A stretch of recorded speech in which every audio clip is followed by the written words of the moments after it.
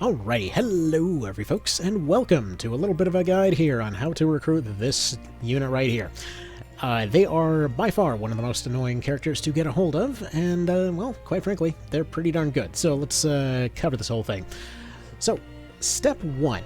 If we go over to the initial choice here over the Chapter 1 Massacre decision, we have two ways to go about this. Basically, if you go up here, you decide to go against orders and refuse to participate in the massacre, well, she kind of gets shot and dies, which makes it a little bit difficult to recruit her. So, at this point, we go ahead and go over here to the, well, to the law route, where we end up following orders and do a bit of a happy little genocide. And at this point, you have the option to participate in this fight over here. So, at this point, you are seeing a situation where, well, essentially she's on no one's side. So Ravness will show up in the middle of the map with the enemy units up top, you on the bottom with the low ground. At this point, what you want to do is essentially just put her to sleep, petrify her, slow her down, whatever else. You can potentially pincer her between two knights. You can have her petrified over and over. Basically, if you have a wizard repeatedly casting Petrifog, or Petriburst rather, they will eventually be able to just keep re-upping Petrify, so really you only have to have one unit dedicated to keeping her locked away. Either way, a knight with a shield or a wizard with Petriburst is going to be the easiest way to deal with it, especially because she's usually going to be nearby Kashua, who's basically going to be sitting in the back healing anyway. Anyway, easiest way to deal with it there, and at that point, we wind up in Chapter 2. So the next step to recruiting her is right over here. We're basically going to be at this point in the chapter. We start off at Belmamusa, we go off to Zaid Moor, and then we go to Raybome Aqueduct. We go no further at this point, because we go into the Warren Report, and we go over to the talk section, and we see that they've been captured. So they're right here. We read that report, and then this map will appear right over here, wherein you have the chance to go in and save her. So she's essentially being, well, she's being escorted over to her own execution, more or less. And if you're curious about all of the backstory, by the way, you can read this guy's backstory. It must be incredibly frustrating to be this knight over here. Any darn ways. So he has his whole career ruined, but she will be once again fighting both sides as a neutral unit. So simply, as before, you can just go in and you can go ahead and either ignore her damage towards your party and heal it off. It is a lot easier this time because you're just dealing with a bunch of randos on flat ground. But generally speaking, it's a lot easier to go ahead and petrify her or put her to sleep and then proceed to move on with the rest of the fight. Now, in many cases, it seems like your own units will, thankfully, like even on AI, refuse to attack her, so that's pretty handy there. So if you're curious, yes, the AI is perfectly capable of consistently just not attacking her and saving her in this fight. It was actually a little bit of a nice thing to see here. They will specifically go and target other units. And a little bit of a side note here, I can't help but notice that every map that she spawns on happens to have the weird distinction of having a lot of grass and snow tiles, meaning that in most cases there will be a lot of cards spawning. So, you know, if you happen to be one of those that's really insistent on carrying only the cards that you want, you might potentially be able to make that happen. Alright, so we just go ahead and turn it on AI here, and they will have no trouble mopping up these randos in order to go ahead and move on to the next phase of this little adventure here. So at this point, partway through the fight, you get another decision here. If you try to ask if they're an ally, apparently she just leaves, but either way, you just tell them that you can't leave them, and there you go. Lie, I cannot simply leave you to your fate. Not words I'd expect from a man with the blood of Belmamusa on his hands, but still only words. Believe me or not, as you will. He speaks plain enough. Perhaps the horrors of that day have wrought some change in him. I think I shall see for myself. So there you go.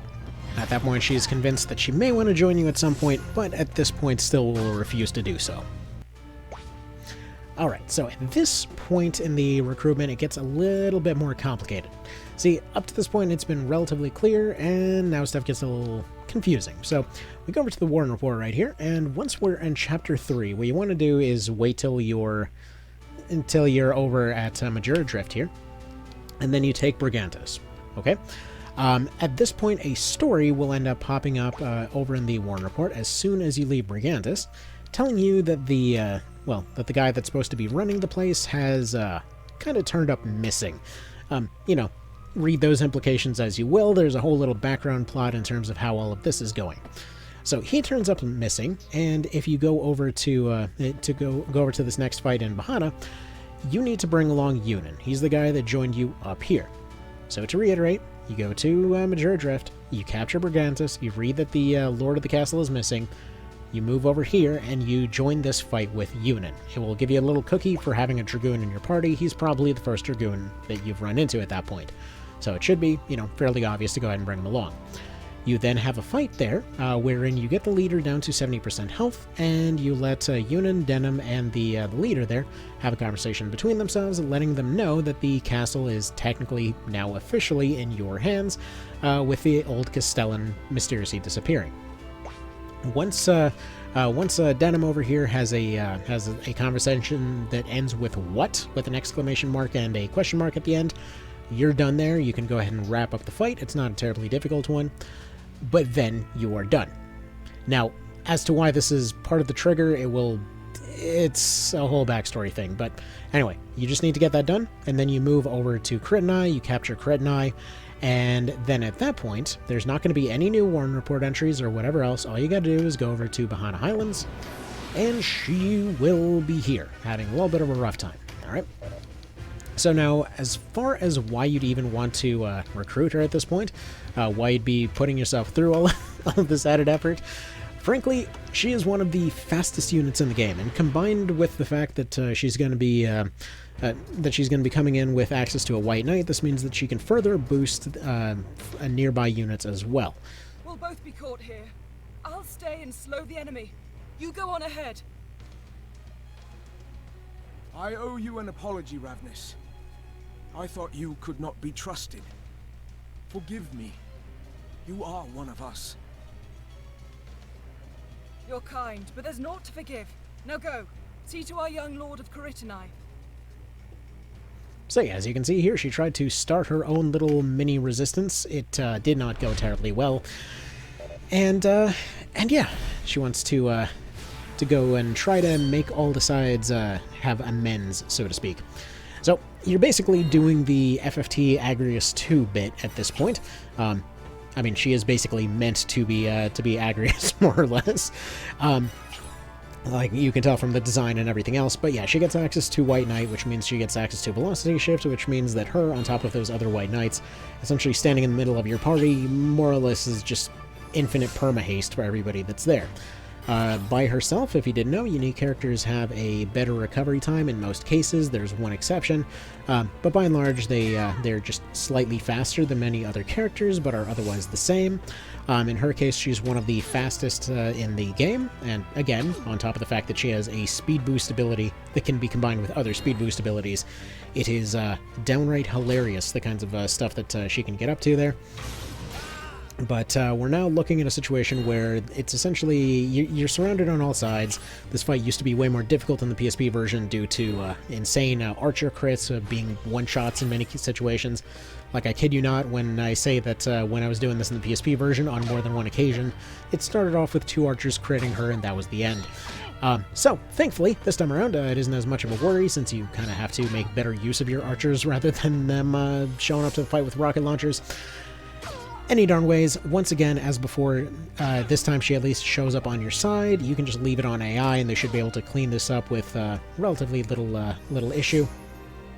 Am I saying to always turn it on AI? No, but I am running a New Game Plus party, so this should be absolutely no trouble for them. Alright, so usually the bottom team will be dealt with pretty quickly. They're running 3 squishies and 2 heavies. Most of the time, those squishies will end up disappearing pretty quick. The rest of their team takes a little bit of a while to arrive. So this fight, more or less, will kind of strategically handle itself for the most part. Well, that was a very disappointing summon. Anyhow, so all we do at this point is wrap this up, and then she will finally join. So let's see that happen. You're looking well, all things considered. I see you've not changed, Canopus. Not as you have. There's a rose in your cheeks. It suits you. You had a grim look when we first met at Almorica. I was confused about a great many things, but no longer. Aye. To the business at hand, then.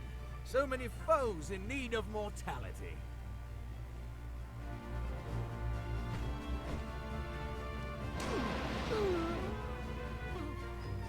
So, this is Dame Ravness. She's no enemy of ours. Easy, Denham. Sir Briam told me all. A Wollaston knight who toils for Galgastan is a rare creature indeed. What do you mean? She's well regarded among those who oppose Balbatos. And Balbatos's men think of her less as a Wollaston knight than a rogue within their own camp. Dame Ravness, a Golgastani rebel. I'd sooner have the tale from her, but she'll not talk if she's dead. But yeah, I love that pretty much everybody that you've run into at this point that's part of this little thing will have a line here. I believe there's actually a few of the others that if you bring them along at this point, they'll have something to say about it as well. But it's a little bit of a shame because there's a decent amount of thought put into our side quest here, but the triggers for it have always been kind of weird to set up. I mean, this is as clear as it's ever been. He has passed to you. But who am I to fault him for that? You're too hard on yourself. Am I? Al-Mamusa was a foul business. It was unfair of us to ask one so young to bear so much. We trusted to your strength, when we ought to have heeded our own wisdom.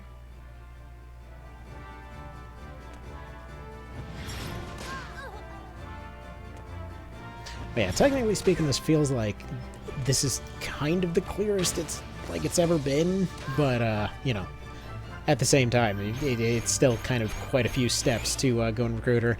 Like, it feels like what they were going for here is, again, that whole feeling that she was playing both sides and ended up just kind of ultimately deciding to join you in the end after, you know, seeing how everything played out and all that kind of thing. And obviously putting more... I might have chosen another path at Al-Mamusa. I might have died in Sir Leonard's place. But there is no undoing what is done. You press on because you must, bearing your shame upon your shield. Fair enough. Also, I love that upon coming back to this route, like, there's so many little references in just that one little exchange alone. Just like different things people say in different routes and all of that. Like, it's one of those ones that I love in concept, but again, just the amount of triggers that it takes to get to here is a little much. But anyway, usually you'll only end up doing this once. So there's that. All right, and there we go. Easy peasy. Dame Ravness, are you all right? Thank you, yes. I live to fight another day. She really does sound like she's in her late 50s. It was the Golgastani who pursued you, and a Golgastani whom you helped escape. I admit I'm rather confused. The knight you saw opposes the Hierophant. It was Balbatos's loyals who gave chase. To what end? The Lord of Caritanai is the rightful ruler of Golgastan. Hierophant Balbatos is merely his steward. As the young lord was not yet of age, Balbatos was free to reshape Golgastan as he saw fit. The poor child was a piece in a game he scarce knew existed. We had hoped to reach him before your assault on Caritanai. Where is he now? Balbatos's enemies shelter him. With Caritanai sacked and Balbatos dead, I should think they'll take him to Brigantis. A great many of their number hold the castle. Good people, and true. That's right. You've met them, haven't you? It is they who reached out to me to aid in the Reformation. Of Golgastan, you mean? Of course. Not everyone in Golgastan wanted war with the Wallister. And surely the same is true of the Wallister. It is war we hate, not each other. What better way to bring peace to both people than to change Galgastan from within. Peace without bloodshed. With my mixed blood, I thought myself a fitting standard bearer for the cause. I had but to open my eyes and see. And when I did, a new truth emerged. A way for Wallister and Galgastani both to emerge victorious. A worthy goal. One I share. Join us, Ravness. Fight at our side. Our paths parted at Balmamusa, but we seek the same thing. Look past what is done and lend me your steel. You've grown much since Balmamusa. My sword is yours. And there you go. With that, she finally ends up joining. That took absolutely ages. Alright.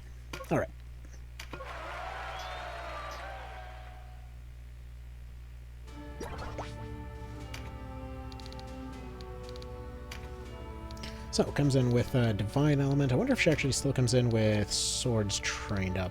Interestingly enough, no. She doesn't actually have Swords trained in this one. How dare you offer us rank 1 Swords, Ravness. Anyway. So yeah, basically starts off as a Valk, but if we go over here, we can go ahead and change her to a White Knight right away. There's basically no reason not to. It's just like the White Knights are just really dang good in this one. But yeah, she can still retain all of her old skills, and then we go down here and we see Velocity Shift, we see Paralysis Blade, which is really, really solid with spears, because basically that's just 100% chance to paralyze with every stab. Really, really darn good. Can go Ramparts or Pincers or Constitutions or whatever else. Pincers are a little dangerous with spears in her, but whatever else. They've got pretty good bulk, so even something like Guardian Force is worth to consider as well. I mean, they're straight up just knights, but better, so there you go. So, like, by and large, arguably, she would be the best of the White Knights, simply because she's already faster than the other two, so there you go. Definitely a bit of a pain in the neck to get a hold of, but absolutely worth the effort. For comparison, by the way, like, let's say, who do we potentially compare it to? So we got a standard knight over here. Let's go ahead and give him a accessory to make it fair. His RT is 108, hers is 94. It's not a perfect comparison, but either way.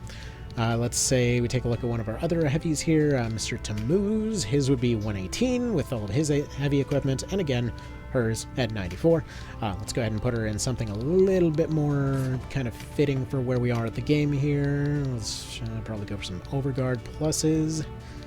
Seems pretty fitting in her case. Get a full Damask setup going on. Leave her with the luck ring, because, you know, why not?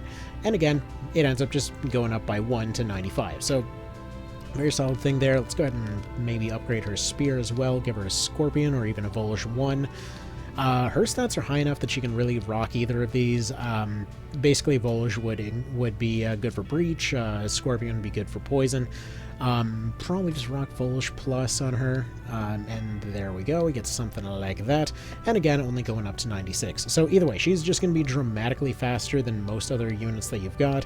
One of the best heavy units in the game, and there you go. Hopefully that is the only time you have to redo that one, and it's like, hers is one of the few cases, and this is coming from a guy that literally had Martin and Azelston die during Hanging Gardens. She's one of the few cases where I would actually recommend reloading it, because getting her a second time is a bit of a pain in the neck. I mean, if you're on the same timeline, you can just hop back and redo that last fight, but either way, there you go. Enjoy. Have a good one.